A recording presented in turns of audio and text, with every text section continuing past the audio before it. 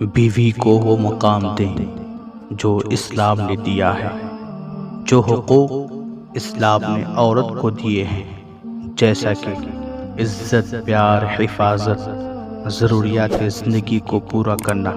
اس کے علاوہ بہت ساری ایسی چیزیں ہیں وغیرہ وغیرہ، جو مرد حضرات ان سب حقوق کو پس پشت ڈال کر عورت کو پاؤں کی جوتی سمجھ لیتے ہیں۔ ان کو یہ بھی یاد رکھنا چاہیے کہ کل اس کی بیٹی یا بہن بھی کسی کی پاؤں کی جوتی بنے گی۔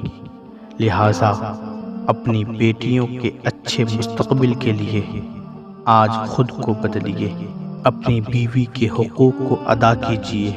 کل آپ کی بیٹیوں، بہنوں کے حقوق ادا ہوں گے انشاءاللہ تعالی۔